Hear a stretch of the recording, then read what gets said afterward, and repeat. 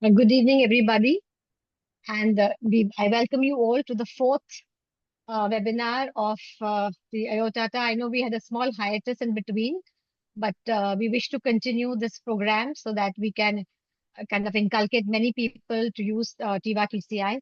And I'm very privileged to have two very good speakers with us today, and I'll request the president of our society, Dr. Subramaniam Mahankali, to kindly introduce both the speakers. Uh, Thank you, Dr. Kalpana. It's a great pleasure invite two of my very good friends, long-term friends, Dr. Azam and Dr. Vivek, to this platform. We can't ask for better introduction or better faculty to start the new sessions. So I just share some of the thoughts about them. Uh,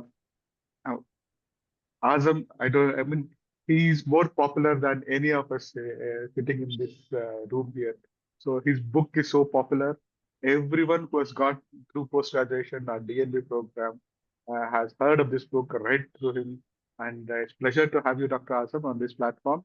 And especially with such an important topic where ketamine, which was at one time, even it was my favorite as well, somehow we have lost touch with it. So Thank who you so is better than you to introduce us into this topic?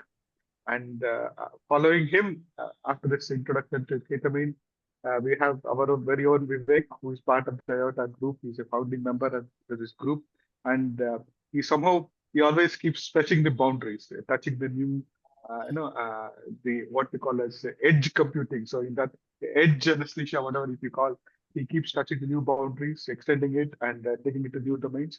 And very, I can't wait to hear from what his thoughts are about using ketamine as a target controlled infusion, not just as an IV infusion, but more as a target controlled infusion. So the stage is yours, Dr. Azam and Dr. Vivek. We are all ears for you. Thank you.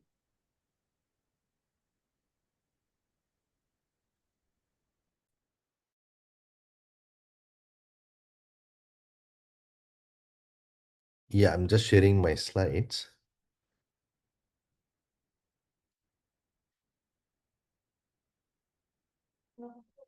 You can see? Yeah, very well, doctor.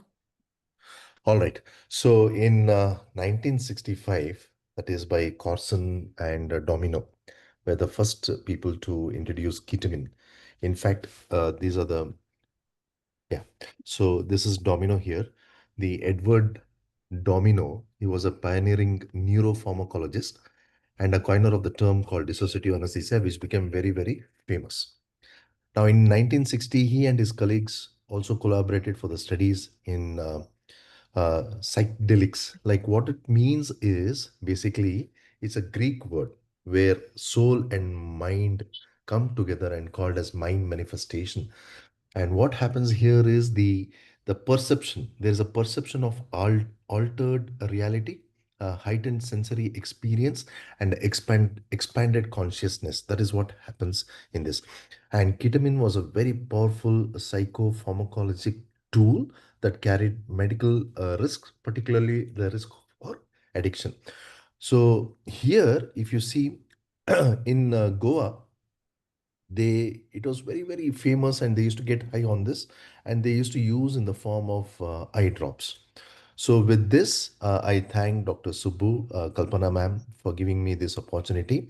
This is a very, very basic topic, and to be very frank, I have used this during my postgraduate days for all the reductions, and believe me, I have been kicked by the patients couple of times because of the nature of the drug that it carries along with it. So with this, I thank the entire Tiva team for giving me this opportunity. Thank you. So with this, let's get started. So basically, it's ketamine is a phencyclidine derivative, presence of a symmetric carbon atom, that is two optical isomers. Now, there is a left-handed optical isomers, that is S-ketamine, and a right-handed optical isomer, that is R-ketamine. Now, okay, someone has messaged personally saying, what is optical? Okay, so basically an optical isomer is nothing but a molecule that are non-superimposable mirror image of each other. So, okay, they rotate plain polarized light in an opposite direction, and hence that is called as it's called as optical. So this each mirror image is an enantiomer. That is what it is. So we have S ketamine, we have R ketamine. Now we also know that it produces dissociative anesthesia, and it is a cyclohexane hydrochloride. As I told you, it has two kinds of racemic mixtures, that is S and R, and you name the route, we can give this drug. You just think of the route and we can deliver this drug basically. So let's get into pharmacokinetics. Ketamine is a lipophilic drug with a low molecular weight. It readily crosses the blood-brain barrier after IV bolus dose, leading to inhibition of NMDA receptors. The elimination half-life, that is 2 to 3 hours. The context sensitivity increases with the long duration. For the postgraduates who are present here, what is context sensitivity? Context sensitivity depends on the situation. In the sense, the same thing can behave differently with the surroundings. That is a context. So the changes. To give you a simple example, ketamine at zero point 0.2 milligrams per kg in a pain crisis, it calms pain. The same dose in a quite anxious patient may feel stimulating. So that is what it is. So the effect depends on the context, the pain level, the core drugs, and the doses that we use. And the IV onset is about 30 to 60 seconds. The peak is about 1 minute. The IV onset, the intramuscular onset is about 3 to 5 minutes. And the duration, that is dissociation, is about 10 to 15 minutes after IV bolus. That is the residual effect is seen in 45 to 90 minutes. Uh, what I have read and I have come across many articles and textbook is when it gets metabolized, we will see that it has many metabolites. So let's see its action on the central nervous system. As you all know, it creates a dissociation between the thalamo and neocortical and limbic system dissociation, that will be functional disorganization. It creates a cataleptic state. What I mean that by that is it does not create a normal sleep when the but the patient eyes are open, they remain open with slow nystagmus gaits set in, with some reflexes are present and some purposeless limb movements are also seen in this group of patients. But the most important cerebral physiology is here is it increases CMRO2, it increases cerebral blood flow, it increases ICP and intraocular pressure. We also understand that it's an analgesic anti-nociception, that is the spinal NMDA blockade through the mu agonism, that is it prevents acute opiate tolerance and opiate-induced hyperalgesia and reduces central sensitization, which is very, very important. Now, this, as I said, that it increases, cerebral metabolism and cerebral blood flow, but the carbon dioxide, the partial pressure of carbon dioxide on the cerebral vasculature is, however, preserved. So the emergence phenomenon, that is the vivid dreamings, the illusion, the euphoria, the fear, confusion is seen within 1 hour, which can last about 1 to 3 hours. And during this emergence phenomenon, they get so violent, they can start kicking around. The kick can be so bad, it can kill a person. That is the amount of, emergence phenomenon they get into. Yes, this can be reduced by using benzodiazepines, and for some reason, it's more commonly seen in females. Now, this is a very important question that is asked in the Viva or in the tribal Viva when you go for the exams is what are the eye signs of the ketamine? Now, there are few eye signs that one must know when you're using ketamine is pupils are dilated, there is lacrimation, raised IOP, nystagmus, the eyes remain open, diplopia, loss of light reflex. Then the ketamine is associated with a very, very important receptor called as monoaminogenic receptors. Now, monoaminogenic refers to the norepinephrine, serotonin, and dopamine system, their receptors and the transporters, that modulate the descending inhibition pathway, meaning the pre-aqueductal gray matter to the rostral ventromedial medulla to the spinal dorsal horn. To be very, very specific, it is the posterior horn of the spinal cord that is where it is. So the norepinephrine acts at the alpha 2 in the dorsal horn to reduce the nociceptive transmission. Opiate sparing, it is a wonderful, effect is on the opiate sparing. That is, ketamine's opiate sparing is largely monoaminergic plus anti-hyperalgesic, that is NMDA, and not, it does not really classically act on the mu receptors, but however, the synergetic action of ketamine when it is mixed with either dexmedetomidine or clonidine, that is what it is seen. And preferably, that is when the serotonin norepinephrine reuptake inhibitors, like when you use it along with the duloxetine or tricyclic antidepressants like amitriptyline or noramitriptyline. And Vivek is going to cover this, but I'm not going to go into the detail of this. The neuromonitoring. This is the new in thing now, the physiology. It preserves the cortical excitability and spinal motor neuron responsiveness. That is mean motor evoked potentials amplitude improves. So there'll be mild increase in the mean arterial pressure. So there's a better cord perfusion and stronger to get a stabler signals. And as I said, opiate sparings like less propofol and remi needed. So reduced dose dependent depression of the of potentials. Then why ketamine helps in intraoperative monitoring. So basically, we use volatile anesthetics. Like unlike volatile anesthetics and benzodiazepine, ketamine preserves or augments the cortical spinal excitability, that is larger SSEP and MEP amplitude, and more stable signals, while also supporting the mean arterial pressure for the better cord perfusion. So different combinations can be used, like for Tiva, which is Vivek is going to get into that, propofol with remifentanil or propofol plus a low dose of ketamine to maintain the analgesia, reduces propofol needs and protects SSEP and MAP quality. Ketamine has a lot of cardiovascular effects, that is the sympathomimetic effects. It increases the blood pressure, increases the heart rate, increases the cardiac output. It increases the systemic vascular resistance and also the myocardial oxygen requirement.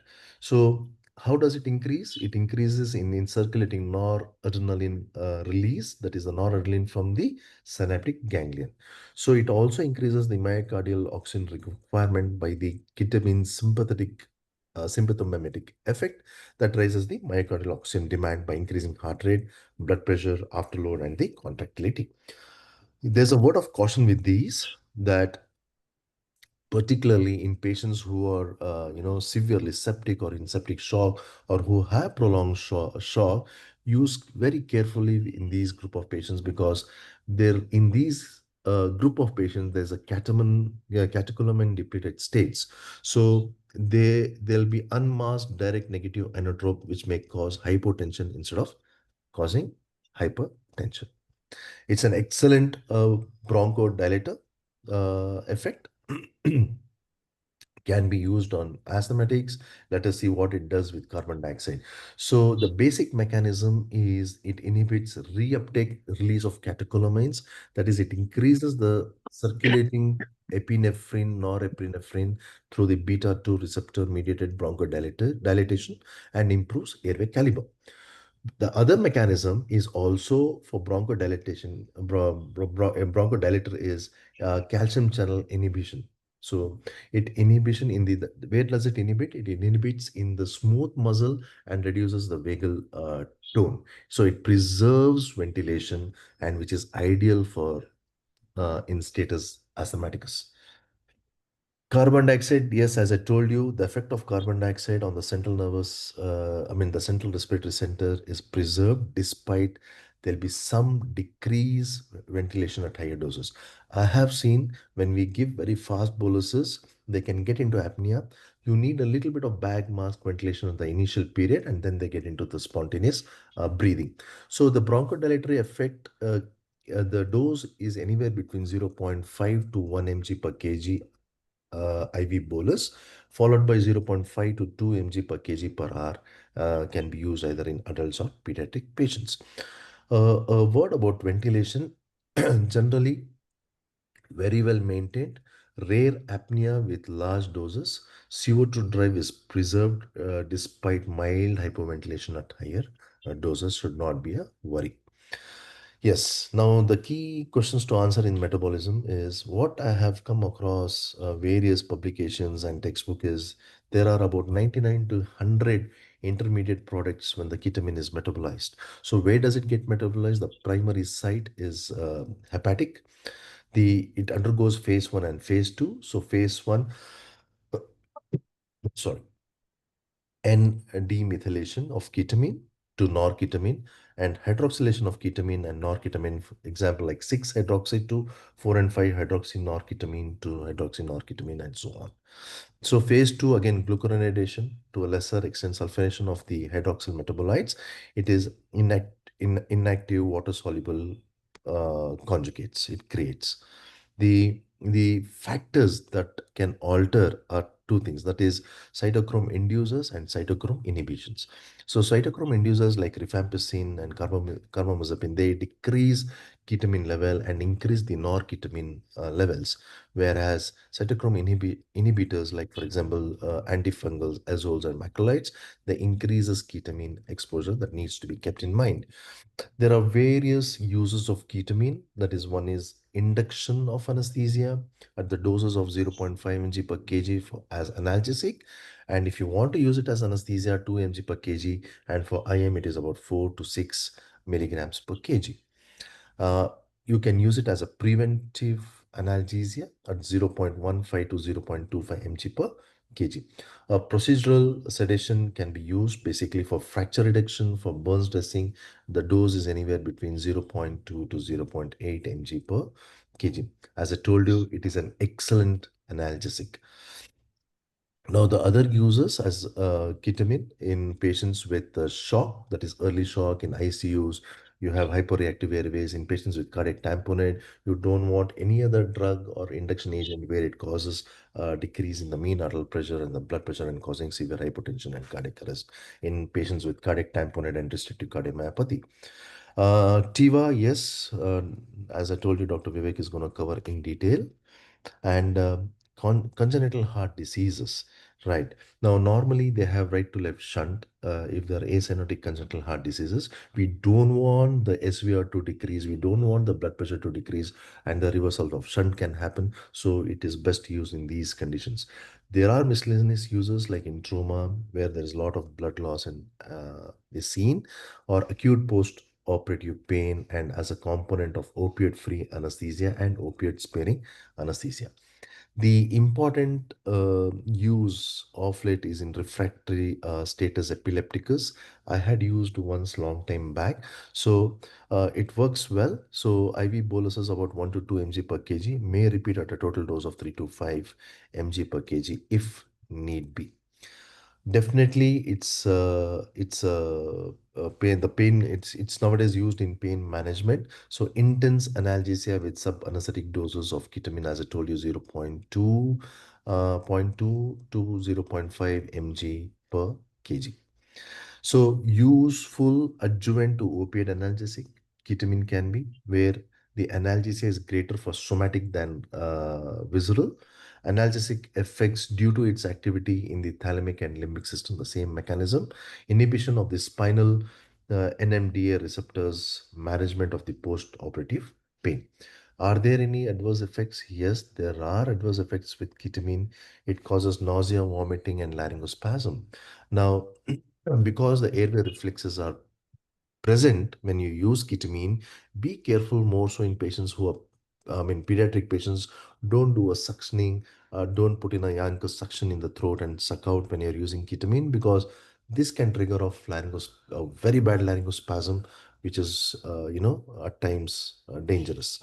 So, it creates emergence reaction. As I told you, dreams, dysphoria, hallucination, they get violent.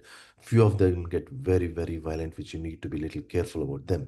So how do you treat that? Midazolam 1 to 2 mg can be used to calm them down.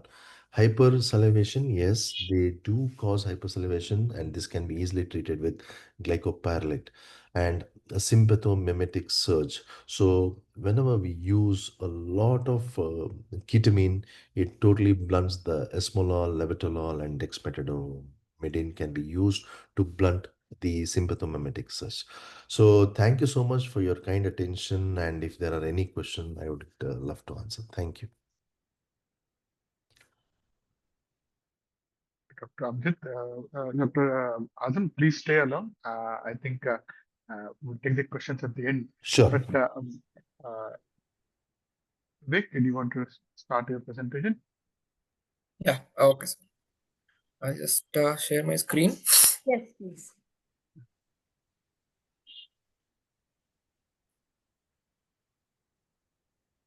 Okay.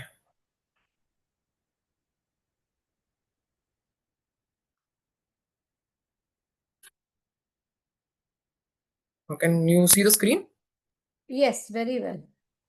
Okay, just a second. Okay. So that was a lovely introduction to ketamine by Dr. Azam. So I'll just take it a bit forward and let us see how we can use ketamine in TIVA and as a target controlled infusion in patients. Just to disclose, there's no financial involvement in any TCI pumper app from my side, but I'm genuinely interested in how we can improve our drug delivery by using target controlled infusions. And just to acknowledge, this is a wonderful app for most of my TCI issues. I go to this app and it invariably gives me solutions. So, like Dr. Azam already said, it's a versatile drug, unique with a unique pharmacological profile. It can be used for anesthesia induction at high doses, as well as a potent analgesic in low dose infusions. Advent of newer and probably assumed to be more safer drugs and abuse potential of ketamine had reduced its clinical uses, but with popularity of ERAs and opioid-free regimens coming up, ketamine is now back in popularity. Now, this is a guidelines which came up in 2019. It was a joint guideline between Association of Anesthetists and the Society of Intravenous Anesthesia of Europe. What they said was the first recommendation was all anesthetists should be trained and competent in the delivery of TIVA, and for that we need to know the pharmacokinetic principles to achieve and maintain an appropriate concentration of a drug. And the second recommendation was that when you are giving anesthesia through an infusion, use of a target controlled infusion is recommended. Although this was for propofol, if it stands good for propofol, it should stand good for other drugs which are given as infusion also. So just to look at the pharmacokinetics before we start seeing how we use, for all target controlled infusions, people will already be knowing that we describe the pharmacokinetics as a three compartment pharmacokinetics. Whenever the drug is injected intravenously, it goes into what compartment we call as V1, which is primarily plasma, but because most of the drug goes into liver through the hepatic circulation, liver is also considered part of central compartment. As the compartment gets filled up, it starts moving to other compartments. The first compartment of interest is V2, which is a vessel rich group where there is a lot of blood supply going into that group, like the muscle tissue. Simultaneously, the drug is also going into the effect site. For ketamine, the effect site is the spinal cord and the medulla in the brain. And some part of the drug is also getting metabolized and eliminated from the body. As V2 gets filled, as the muscle tissue in the body gets filled with the drug, it also starts going back into V1. And there is an equilibrium established. And with time, the drug also starts going to V3, which is a vessel poor group, like fat, where there is not much of blood supply. The drug will not go there initially, but once it goes there, the coming out of that and coming back into plasma is very, very slow. So the rates at which that drug moves between these compartments is determined by what we call as K and the numbers which will tell us where the direction of where the drug is moving. So for ketamine, we can see these are all numbers for those who are interested in pharmacology and those who are interested in mathematics. But what we can infer is that there is there's a moderate V1, and which means that the drug is highly lipophilic. And the inference for us is that we can easily titrate its effects during infusion. This is a very high KEO for a drug, so that will tell us that the onset of action is rapid. So the effect of ketamine we can start seeing in probably 30 seconds, and peak action we can see in about 1 minute. And with respect to V2, all these values will tell us that there is a rapid initial redistribution. So once the drug reaches V1, rapidly it also reaches V2. So that means that there is a rapid offset of action also after an initial bolus. So unless you repeat the bolus or you start an infusion, the effect which was seen here will go off rapidly. And these values for V3 will tell us that there is moderate accumulation after long-term infusion. So which means that the long context sensitive half-life is pretty long, especially if the infusion has been going on for a long time. And this K10 will tell us that the elimination is around 2 to 3 hours, like Dr. Azam said. So you will see a prolonged residual drug effect even after the infusion is stopped. What we should remember is that all this for ketamine alone, like Dr. Azam already said, it is metabolized into norketamine and hydroxynorketamine, and those also have clinical effects. Those we are not taking into account in this, because if we include that, then the pharmacokinetics becomes 5-compartment, and that is out of scope for our discussion today. So before we see how to give and how much to give, we will just have a look on where to give. First is as an intravenous anesthetic. Commonly, it is used in hospital and pre-hospital environments for emergency situations. It is a preferred drug for patients with unstable hemodynamics, as in shock. And for kids with cyanotic congenital heart disease, it is probably the agent of choice for induction. It can be used solely or in combination with hypnotics like benzodiazepines and propofol. Due to synergism, the dose requirement of both the drugs comes down when given together. And after induction, you can continue using it as a continuous infusion to maintain anesthesia. This property is especially useful. The hemodynamic stability and the protection of airway reflexes and very small incidence of apnea is especially useful in limited resource settings, like in a dental procedure in a dental clinic, or when it needs to be administered in absence of a trained anesthetist, like in battlefield casualties where an anesthetist may not be able to cater to every casualty. Ketamine becomes very useful. Next is acute pain. The analgesic quality is equivalent to opioids. Dr. Azam already said it acts on its own receptors as well as on the opioid receptors. So the analgesic quality is same, but with a lesser incidence of post-op nausea, vomiting. As a result, it is increasingly being used as perioperative analgesic in subanesthetic doses. It reduces opioid requirement and also decreases severity of post-operative pain. It is also a drug of choice to reduce opioid-induced hyperalgesia. And in chronic pain patients who are already on long-term opioids and those who have become opioid tolerant, in those also ketamine is a drug of choice for acute pain management. Now, this is one area where we very commonly use ketamine infusion. This is from the prospect guidelines for complex spine surgeries. This is the only place where ketamine is a grade A recommendation for peri-op pain management. There they have said you have to use ketamine infusion intraoperatively, and if possible, continue postoperatively to maintain manage postoperative pain. And this is a typical example of how we do a complex spine case. We have a fentanyl target controlled infusion running, we have a propofol target controlled infusion running, and we have a ketamine target controlled infusion running along with the relaxant. So this is how we use ketamine for, this is just for analgesia. We have propofol for anesthesia. We just have fentanyl and ketamine for analgesia, like how it is recommended in prospect guidelines. Next is chronic non-cancer pain. Ketamine provides robust analgesia in refractory chronic neuropathic pain. It may be peripheral or central neuropathic pain, CRPS, phantom pain, ischemic limb pain, chronic migraine, fibromyalgia. Short-term benefits are proven. The severity of pain comes down immediately, but how long it works, the long-term efficacy, there is mixed evidence. This is just one example where I want to show how ketamine works. Now, this is a case report of a 45-year-old male who presented with CRPS after as small an insult as a peripheral IV insertion. Now, after that, for 2 years, he had history of left hand allodynia, edema, and hyperhidrosis, and he also had pain spreading to his entire left side, including his scrotum, rectum, and scalp. The insult was just a peripheral IV cannula insertion, and he had ended up in this severe life-disturbing pain.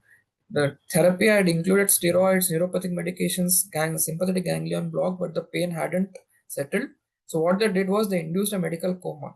The dose is extremely high, 7 mg per kg per hour of ketamine, 1.5 mics per kg per hour of dexmed, and 17 mg per hour of midazolam. This was given over 5 days. For the first day, they gave fentanyl and then they weaned off, but this was maintained for 5 days with the patient being on ventilator. So after a 5-day coma, the patient reported 100% resolution of pain. Initially, he had terrible hallucinations and anxiety, but once the ketamine levels came down, his pain had settled, his other effects also had settled. So till 45 days of follow-up, he had no pain. Now, this is just an example of how ketamine can help in chronic pain. Coming to cancer pain, ketamine now is regarded as an essential adjuvant in palliative care. It enhances opioid efficacy as when administered as an adjunct to opioids, and it is also effective in cancer pain, which is refractory to opioids and other drugs like amitriptyline, gabapentinoids, and NSAIDs. Next, coming to status epilepticus, Dr. Azam already shared his experience. When status epilepticus becomes refractory, that is, it is resistant to 2 drugs at maximum doses, or super refractory, when it is resistant to first-line anesthetic drugs also, status epilepticus, the pathology here becomes that because we are giving so many drugs which are acting on GABA receptors, including our anesthetic drugs like benzodiazepines or thiopentone, the GABA receptors become internalized. They go and hide inside the cell, and that is why our drugs are becoming ineffective. And as a result of that, there is a reflex upregulation of NMDA receptors. Now there are a lot of NMDA receptors available which keep on triggering seizures. That is a very fertile area where ketamine can work. So especially when it is administered within 24 hours of seizure onset, people have reported good seizure control in up to 70% patients. The additional advantage is that ketamine, unlike other drugs, has a sympathomimetic effect. So hemodynamic parameters also improve when you are giving it for status epilepticus. Next is status asthmaticus or refractory bronchospasm. We already know ketamine is a good bronchodilator agent. So when it is administered as an adjunct or for rescue therapy during asthma, it helps by improving lung compliance, reduces peak airway pressures, improve gas exchange in mechanically ventilated patients. Here, sialorrhea may be a hindrance because you do not want an asthmatic patient pooling in secretions because that will again trigger spasm. So in this case, we probably had to administer round-the-clock anti-sialogogues like glycopyrrolate or atropine. Other area where ketamine is gaining popularity is treatment-resistant depression. Ketamine has been shown to rapidly improve effect. The one problem with depression is all the drugs take time to act, and by then the patients may become violent or they may become too down to eat or drink, or they may become suicidal. That is when ketamine comes in. So it rapidly improves their mood with infusion of even a few hours, showing effects lasting up to a week. People are also using it for as an anesthetic drug for electroconvulsive therapy, and there have been reports that the results are more encouraging than regular thiopentone or propofol. It has also known to decrease the number of sessions of ECT required for therapy. It may be because of hydroxynorketamine, which is a metabolite of ketamine. Now, this is how a ketamine clinic looks like. This is a patient of depression. He's lying down on a chair, listening to his favorite music, just reclining. Standard monitors are attached, and ketamine infusion is going, which helps him to overcome his depression. Now, once we know where all we can give, we should know how to give. So there are many target controlled infusion models for ketamine. In adults, we have the domino model. The domino, like we saw at the start of Dr. Azam's presentation, who is one of the pioneering workers who has popularized ketamine. He also described the pharmacokinetics based on which this model was developed. Then there is a Clements 250 model and the clamp model. Currently, commercial pumps give only the domino model. So all the research and all the reports which are there in literature are based on domino model. But there is a paper somewhere around 2007 in BJ which has shown that Clements 250 is probably a better model for low dose infusions, like in perioperative infusion for pain. This is probably a better model, but this is the only commercially model available. For kids, if you want to do a cardiac case or do a case in cath lab on sole ketamine anesthetic, we have different models. For less than 1 year, we have the Hornicks model. For more than 1 year, we have the Hertz model. And for kids, for this is specifically developed for kids with congenital heart disease, because the blood circulation is altered, the volume of distribution gets altered. So that is taken into account. And Alchemy has come up with a model for pediatric patients with congenital heart diseases. These models are available for target controlled infusions of ketamine. Now, next is whenever we are giving a drug as a target controlled infusion, we want to monitor its effect. So what we do is monitor depth of anesthesia. Just before we look at depth of anesthesia monitoring in ketamine, we need to know how ketamine works. What happens basically is that this is the presynaptic neuron in the brain and this is the postsynaptic neuron. By default, this presynaptic neuron keeps releasing glutamate, which will stimulate the AMPA and the NMDA receptors in the postsynaptic neuron, and those neurons keep firing. This keeps happening by default in our brain. What prevents or what controls this firing is the GABAergic interneuron. So whenever this GABA neuron fires, GABA is released, and that blocks this glutamate from getting released, and that keeps this postsynaptic neuron in check. What ketamine does is block the NMDA receptors on this interneuron. Once the NMDA receptor is blocked, the GABA is not released in this synapse. If GABA is not released, then there is unregulated release of glutamate and there is unregulated firing of the postsynaptic nerve. So that is what happens. So whenever ketamine is administered, there is a paradoxical increase in the firing of these pyramidal neurons. Even though the patient becomes sedated, these neurons become more active than baseline after ketamine administration.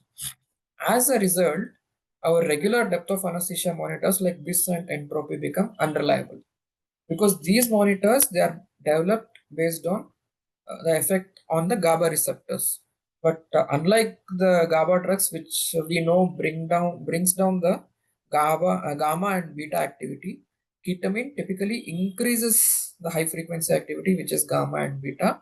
It decreases the alpha activity, and with increasing dose, theta activity increases. So as a result, the EEG doesn't slow down. In fact, the amplitudes increase, the frequency increases, and the BIS or the entropy may pick it up as a lighter plane of anesthesia, and it will make it unreliable, because even though the depth of anesthesia is adequate, the dose of ketamine is adequate, because of the way ketamine acts, the monitor picks it up as a light plane of anesthesia. So what people have recommended is that when you're doing a case on ketamine, use BIS or entropy only as adjuncts. Prioritize clinical judgment when doubtful about the values. Accept higher values up to 70. Generally, we want a number between 40 to 60 for propofol or for inhalationals. For ketamine, accept up to 70. And if you're using entropy, and if the difference between response and state entropy is less than 10, then definitely accept up to 70. Do not just increase propofol, do not increase ketamine just because the value is getting higher. If there are no other signs of light anesthesia, accept a higher value. And if possible, if available, use monitors which are unaffected by ketamine, like the auditory evoked potential index or the AAI, or look at raw EEG or density spectral array. I'll just have a brief look on the AAI. Now, it is a depth of anesthesia monitor based on electrical activity of the auditory pathway in response to a click. Now, what happens is, this is a patient wearing a stimulating headphone. In this headphone, there is a continuous audible click which is given to the ear, and then these electrodes placed on the mastoid and the forehead pick up the electrical activity from the brain. Based on how the electrical activity is, this monitor will give us the depth of anesthesia. This is how the display is. Initially, the AAI was higher, which means that the patient was awake, and as the AAI goes down, the patient is under anesthesia. For this monitor, we need an AAI value below 30 for surgical anesthesia. So this is how normal auditory potential waveform looks.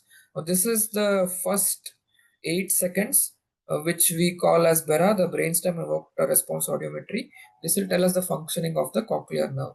The mid latency potentials between 10 to 80 milliseconds. That is what is taken for analysis of the AAI. The later waveform which we see here is the cortical activity, and that is looked at as an indicator of ischemia. But for depth of anesthesia, only this part of the waveform is affected by the depth of anesthesia. So only this part is analyzed and we get the AAI index. So this is how it looks in an awake patient. You can see that this waveform is reproduced here. The patient is awake and the AAI is high. But as the patient goes deeper and deeper, this line becomes flatter and flatter and we get a lower number. This is an independent, this monitor is independent of drugs, whether you are administering propofol or inhalationals or ketamine, all the drugs produce a similar waveform. And that is why this is probably more useful in measuring depth of anesthesia under ketamine. The other thing we can do is directly when there is a monitor which is unreliable, what we do next is to look at the raw data. So we can directly look at the EEG patterns and the DSA signatures. The EEG patterns, like I previously said, under ketamine there is increased beta and gamma activity. There is one specific pattern for ketamine which is called the gamma burst pattern. What happens here is there is burst of gamma activity, which is between 30 to 100 hertz. Then there is a period of silence where only the delta activity is seen. And then there is again a burst of gamma activity. So this alternating delta and gamma burst is called gamma burst pattern. Then there is reduced alpha, and with increasing dose, theta activity also increases, which is initially not present. What we also need to know is ketamine by itself cannot achieve burst suppression, which is a property of GABAergic drugs. So if we have a monitor which is giving us the DSA, we can have a look at the DSA and identify the depth of anesthesia. This is a baseline where we can see all the frequencies are mixed. This is how a gamma burst looks. In the raw EEG, we can see that there are large amplitude, fast waves, high frequency waves, and then there is a period of silence when there is no gamma, there is only delta activity. And then again there is a return of a burst of gamma activity. On the DSA, you can see that there is a strong delta activity, then there is nothing in the alpha and theta range, and then there is a burst of gamma, then no gamma, again a burst of gamma, then no gamma. This pattern is called gamma burst, and this is the target for surgical anesthesia under ketamine maintenance. Here we can see, and this is used, this is a pattern for sedation when we are giving a slightly lower dose of ketamine. Here, along with continuous gamma, there is also a large number of beta activity. So we have a beta gamma stable DSA. Here also there is no alpha activity and there is only delta. So gamma burst is an indicator of surgical anesthesia, while a stable beta gamma along with the baseline delta is an indicator of sedation under ketamine. No numbers involved, just the pattern will tell us how deep or how light the patient is. Again, examples. Now this is an example of how it the DSA changes under ketamine. Initially here, a 200 mg of ketamine is given for induction. We can see that there is gamma burst. There is a lot of gamma and gamma activity. Then there is a period of silence where there is only delta, and again gamma activity. So this gamma burst is seen in ketamine surgical anesthesia. And here we can see that ketamine has been stopped and they have switched over to isoflurane, and we can see our regular alpha and delta pattern as isoflurane is kicked in. And this is for sedation, where we can just see that there is a continuous gamma and beta stable gamma beta activity along with the baseline delta. This is for ketamine sedation. So finally, when we know how to monitor and where all to give, this is the most important table for today. All the doses Dr. Azam already mentioned in various conditions how much to give. This is how, if you're giving a manual infusion, this is the bolus to start, and then this is the infusion to maintain. But if you have the luxury of a target controlled infusion, it is a much better, much safer, much more logical way of giving infusions. So these are the targets for various events like induction, for sedation, for various surgeries where you are giving it as an analgesic, or for chronic pain, or status epilepticus, or for asthma. What you need to know is that processed EEG indices are unreliable, so look at either the EEG waveform or the DSA. And when you're giving for status epilepticus, try to achieve burst suppression. There are also limitations. There is a high occurrence of nightmares, hallucinations, and other transient psychotic effects. It is not indicated in certain situations like uncontrolled hypotension, recent stroke, severe cardiac disease, preeclampsia or eclampsia, or raised ICP. It is not recommended in newborns because there is a lot of literature coming in where they say NMDA inhibition will lead to neuronal toxicity and decreased scholastic ability in kids. And there is also abuse potential. We all know what happened to Chuperi, so it can result in long-term memory disorders, behavioral disturbances if abused. To conclude, it is a versatile drug which has been used in a variety of clinical applications. It is not only limited to anesthesia, but it is increasingly being used for pain management, intensive care, and palliative care. Concerns persist uh, with monitored and with regulated delivery. Ketamine is a very, very safe and useful drug.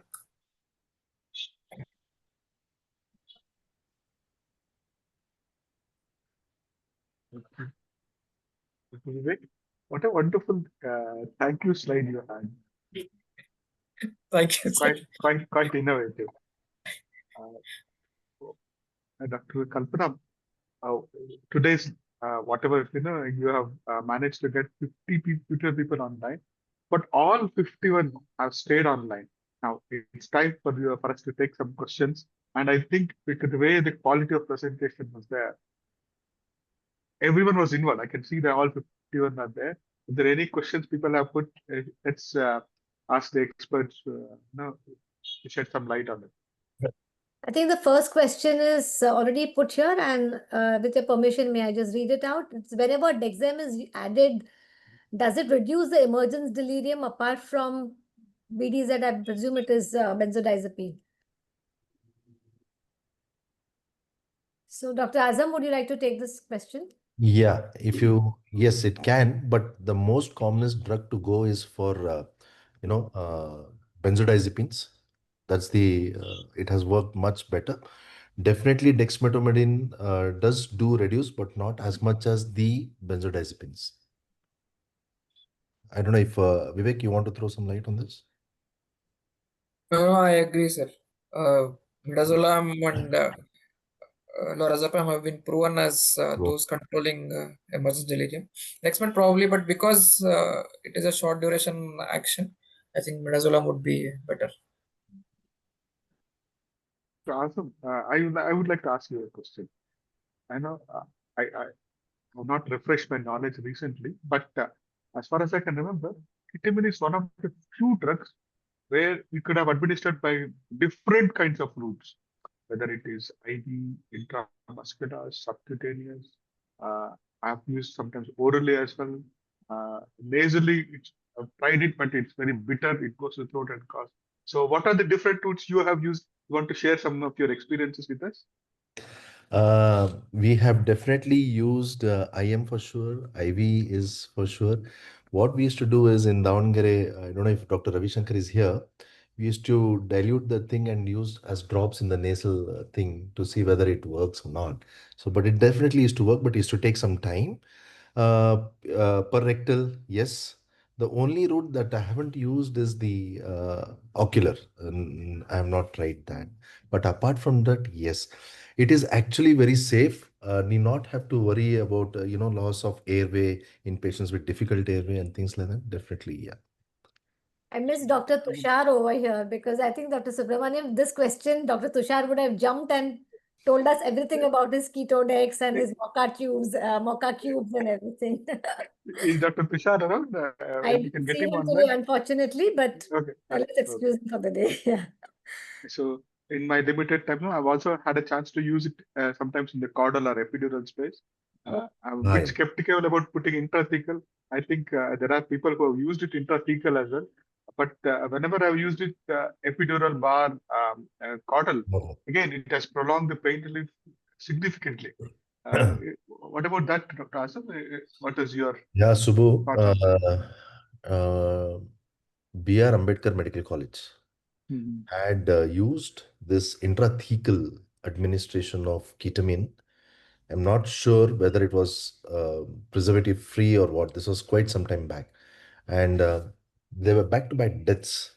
So we got to be a little careful. Right. Intrathecal, yes. Epidural is definitely, but not intrathecal, I would suggest, unless you have Right. enormous Correct. experience behind you. So true. That is so true. I mean, even then, when we put it into the space where it is not metabolized easily, not thrown out easily, I think the amount of caution which is required, which is more than just normal. I totally agree. True. Because any other questions, Dr. Dr. Dr. Kalpana? Divya is asking whether I think Dr. Vivek, it is for you. You had put in an article about a medically induced coma, which was done with the help of anesthetic drugs for a patient with CRPS. So she's asking, is it an FDA approved or was it just an experimental treatment? No, what I put up there, it is just a case report. I'm not sure whether it is FDA approved or not, but people have been using ketamine for various kinds of chronic pain, including CRPS. What was described there is one extreme where patient has been in under very very high anesthetic doses of multiple drugs for 5 days. I don't know if that kind of patients we get every day, but that was anyway an outlier for him to suffer like that for an IV cannula itself was an outlying event. So probably people went overboard. But ketamine has been used for chronic pain, including CRPS. FDA approval, I'm not very sure. I'll have to find out. Dr. Chedda would like to know, with remifentanil, what other agent would you recommend, ketamine or Dexem intraop?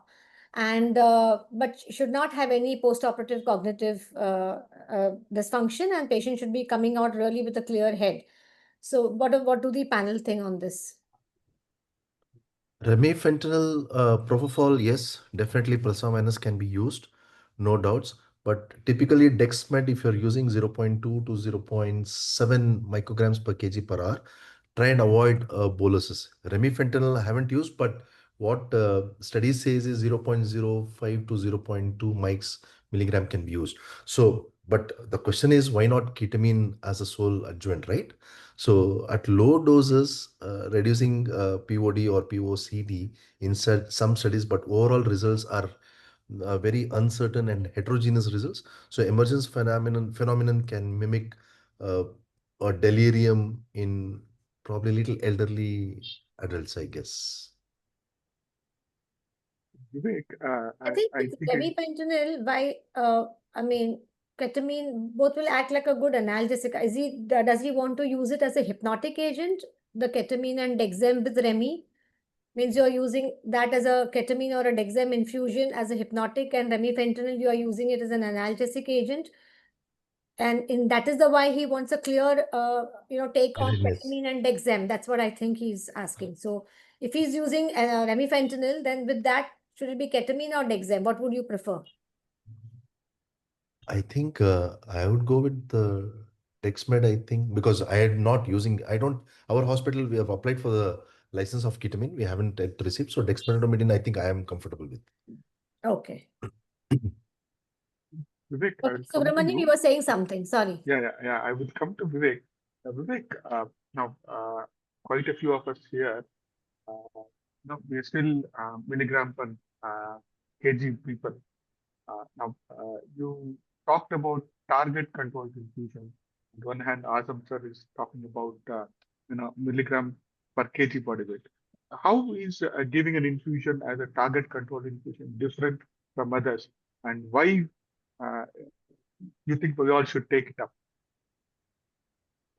So what happens with target controlled infusions is like how we do for propofol or Remi, they take into account the pharmacokinetics. So after some time, if we are giving a fixed dose infusion, after some time, the delivery increases what is being metabolized or being excreted from the body, it starts to get accumulated in poor vascular tissues like fat, and then it keeps coming back into the plasma even after infusion is terminated. So what happens? One is we lose control of how much is actually working for the patient, and the second one is we will not also be able to predict when the effect is going off. So that is what we always want. We want to be able to predict when the patient is going to be awake, or or how long the patient is going to sleep. So target controlled infusions help us there. And then as we get used to target controlled infusions, we also see that initially we may be giving a little higher dose, but with time, probably after 2 hours, 3 hours, we give a much lesser dose to still achieve what we clinically want. So the overall dose required is, it will come down with target controlled infusions, and the patient remains safer. Vivek, do you mind you put that chart where in which the milligram per kg dosage and concentration were there? Let's Yeah. briefly reflect on it. I mean, what I I'll just share my what I screen. yeah, wonderful. So what I also feel while you're sharing, I can share some thoughts is if you're giving as a milligram per dosage, milligram per kg body weight, Yeah. no, that is one way of administering. But after giving the dose, trying to assess on the physiological or the PK/PD using equations, if we start looking at the concentration which is likely to be achieved, and that models if it also accommodates, how much of this is getting metabolized, how much is getting redistributed. The Yeah. understanding of relationship with the concentration. We're talking about concentration in the plasma and possibly estimated concentration in the brain. As Yes. time goes by, we will be able to closely understand the relationship of concentration to the effect. Sometimes we can reflect on the EEG actually. Is that right? So Correct, just sir. brief, So, briefly let us understand this. Vivek, please explain us. so what happened is the prospect guidelines for using ketamine. My experience with ketamine infusion has been more or less in complex spine surgeries. I haven't used them in other surgeries as much as I've used in spine surgeries for two reasons. One, the prospect guidelines came in 2019 saying it is a grade A recommendation. Probably because most of the people who come for spine surgeries have already have had pain for a long time and they have been on opioids. So further opioids intraoperatively may not provide adequate analgesia. That is why they added ketamine.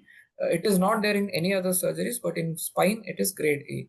And then the second thing was by around that time, by 2019-20, introp monitoring had come in a big way where I was working. So a lot of surgeries we were doing intraoperative neuromonitoring also.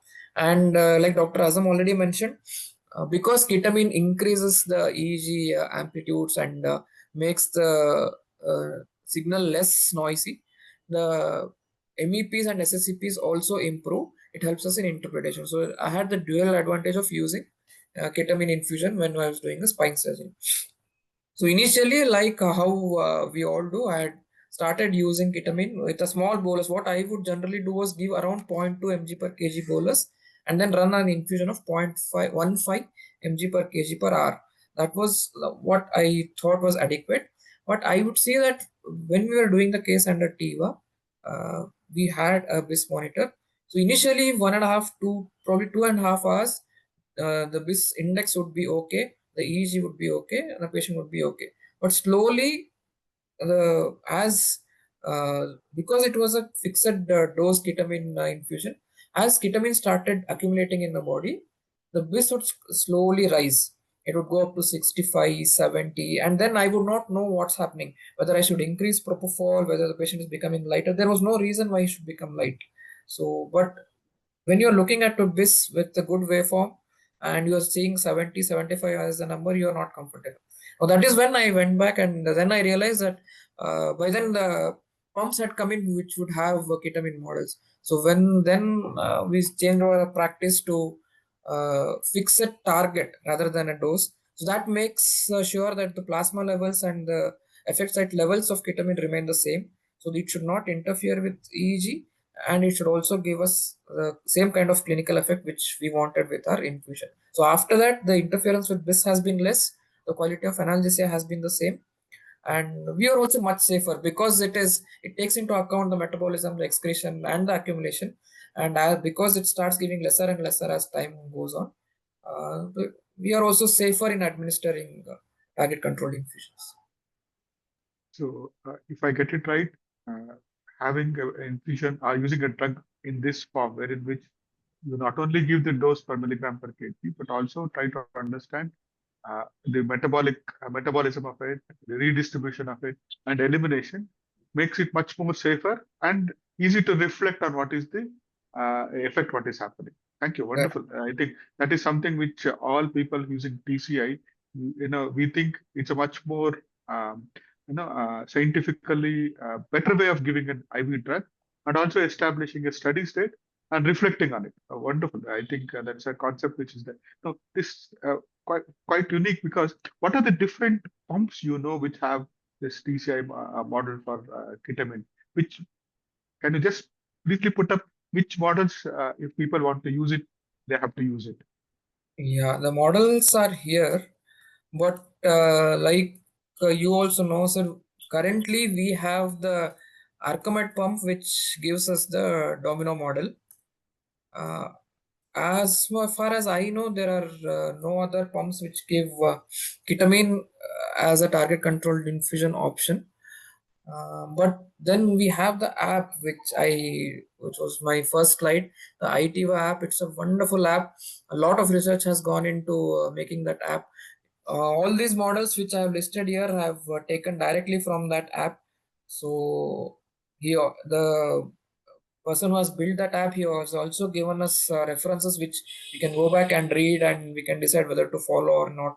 And there it is suggested this. There is a paper, I think it is in 2007, where they have compared different models, and he has come up saying the Clemens 250 performed closest, where what we had said was what was found in the patient's plasma. But unfortunately, for now, we have only the domino model commercially available in the pump, which is very good. The performance error is less than 20%, which is very, very reliable. But this is the best, they say. This model is also there on the app. But even if we have the Arcomet pump, which gives us a domino model, which I use in our hospital, it has been performing pretty reliably. And for kids, we have these, but again, we'll have to use the app in case we need to. Just because the volume of distribution changes, and then with diseases which have come in, the way the drug circulates changes. So they have incorporated those also, and there are models for kids also. Dr. Vivek, when Thank you you. start, when you use propofol and ketamine together in a TCI form, which drug would you like to start first? No, ketamine is always for analgesia. So I'd start with an opioid. We unfortunately still don't have fentanyl in our place. So we have been comfortably using fentanyl in its place. Again, that pump itself uses fentanyl also. So start with fentanyl and propofol as till we have secured the airway and then put our intra monitoring electrodes. Only those two drugs are running. After the patient is positioned, most of the time it is prone. After the patient is positioned prone and all the monitors are reattached, only then, just before incision is put, that is when I start ketamine. And then all the drugs we start at the end of surgery, we stop depending on because we want some effect of ketamine also in the post-op period for analgesia. So I still keep it at around 0.1 for extubate. Patients wake up and obey. 0.1 is a very small concentration for it to affect cognition. So fentanyl and ketamine keep running till extubation. Propofol is stopped. They wake up comfortably, obey, and once extubated, everything is stopped, and the patient is sent either on an epidural or an IVPC. Thank you. Madam, to answer Kiran Chedda sir's question, I think I got it very okay. So what he's like, remifentanil and what other agents do you recommend? Ketamine or Dexmed if there is intro. Now, I think we should give a clear goal or clear answer to this question. Uh, if you need a clear-headedness plus low pain, if the patient has a very low pain, Remi plus Dexmed if you have Remi, if at all. But if the patient is on very high Remi, but if there is a remifentanil induced hyperalgesia, if you're worried about, then you add a micro doses of ketamine probably, and stop early also. So probably that, or a multi modal, maybe acetaminophen, NSAIDs or regionals can go in, I think. I hope I've answered Kiran sir's question. I have a question for Dr. Vivek. Hi, Dr. Arun here. Excellent talk by Dr. Azam and Dr. Vivek. I just wanted to know regarding spinal cord surgeries and neuro monitoring and ketamine. Isn't it a double-edged sword? Like for paraplegia and hemiplegia, yes, ketamine will help in augmenting the ION by increasing the MMPs and SSCPs. Whereas if you're doing a surgery near the spinal cord for a surgeon, so won't it falsely elevate? If you injure the cord, won't it falsely elevate the signals and you miss injuring the cord during surgery from the perspective of a surgeon or an anesthetist? No, so what we have actually felt is ketamine will only slightly increase the amplitude. Suppose we have a very small waveform and we are not able to make out whether it is actually a reliable waveform or not. That is when adding ketamine improves the amplitude of the waveform and it becomes easier for us to interpret what is happening. If there is an injury and the waveforms have completely disappeared, and in that case, anyway we are going to lose signals, and the ketamine is not going to interfere with that. And the other thing is, it is always said that whenever there is a critical step during surgery, whenever you're expecting an injury to the cord, you do not change your anesthetic delivery at that time. So you're sure that if there is a change in signal, it is surgical.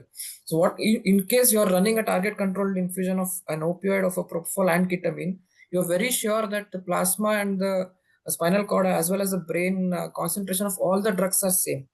So whatever signals you are getting at that concentration, if the signals change and you maintain the same targets or the same infusion rates, you know that your anesthesia has not changed the signals. It is the surgical insult. Thank you. I think Dr. Kalpana, if there are no questions, and I want to keep it going because the kind of presentations what we had, the kind of discussion we went through, it is, I think, that's taken us to a different level. But from my heart, I want to offer deep thanks to Azam Bhai, Vivek, for being there, and for you hosting such a wonderful show. I think I will leave it to you to finish it off. Thank you. So thank you so much, Dr. Azam and Dr. Vivek. It was a wonderful talk, and I think both of you really made the thing very clear to most of the students. I could see many of our residents had also attended the class today, and it would be really beneficial for them. And I thank you once again for coming at such a short notice. I think that just shows your zeal and eagerness to teach and to share your knowledge. And I hope to come once again. We will be doing some of the more drug series in TIVA TCI. So next month, we will come again with another drug and how to use it in a TIVA TCI pump.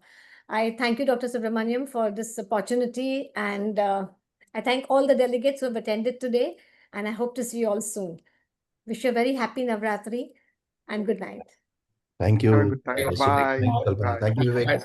Thank you, sir. Nice. Bye. Bye. Bye. Thank you. Bye. Bye, Dr. Arun. Thank you.